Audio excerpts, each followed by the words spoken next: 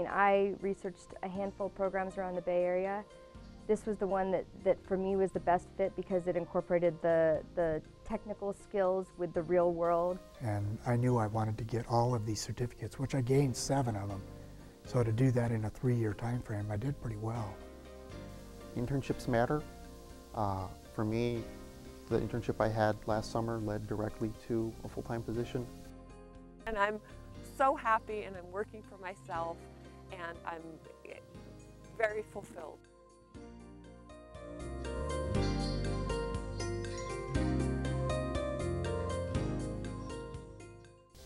Well, Craig, why don't you describe your experiences at SRJC?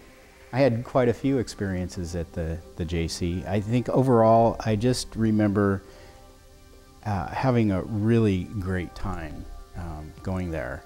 I was always interested in the subject matter, the classes, the teachers were all terrific.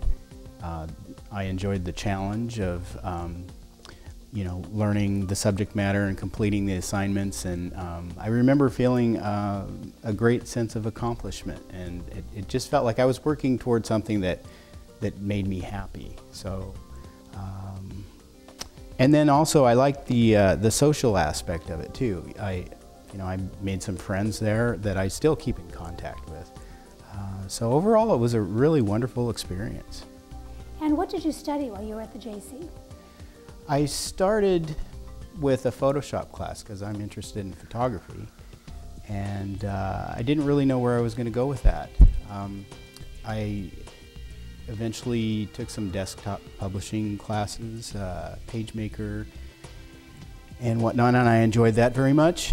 But it wasn't until Cindy Reese took us to a print shop on a field trip, and when I walked in there and I smelled all the chemicals, I realized this is not what I want to do. And I just felt like I was too old to go into the print business. And that's when I made the decision I was going to focus my energy toward the web. And so I just, got into the web development program and made it a goal to get as many certificates as I possibly could. I think I ended up with 7 certificates. And so the rest is history.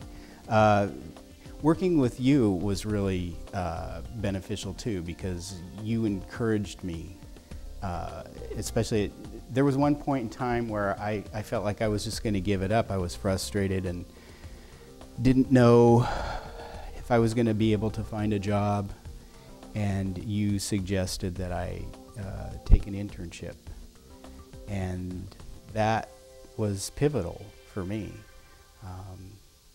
So, by doing that and going to work for the county as an intern, it just opened so many doors for me, I can't tell you. So why don't you tell us a little bit about that internship? Well, the internship at the county was basically to be a support person for the different departments of the county that had website needs, and there, a lot of it was updating existing sites, but then there were projects where I was able to design and develop brand new sites for departments, that sites that hadn't existed before. And then there were also some redesign projects that I got involved with.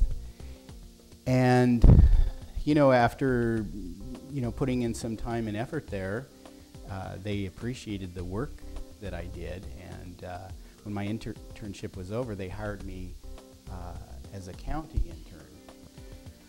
And so I worked as an intern for the county for a while, and they decided to hire me as an extra help person, and I did that for a few years, actually, working 3 days a week. And I was actually working there when I finished the program at the JC, so there wasn't any,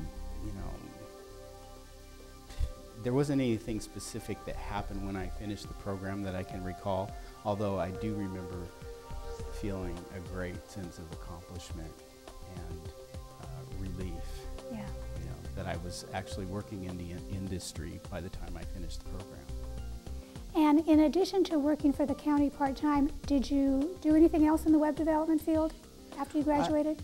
I had my own business. I designed some sites for some people pro bono, which I did just to build up my portfolio.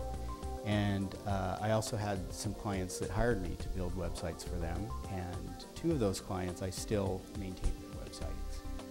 So it's kind of nice to have a little extra money on the side. And how did you come to O'Reilly?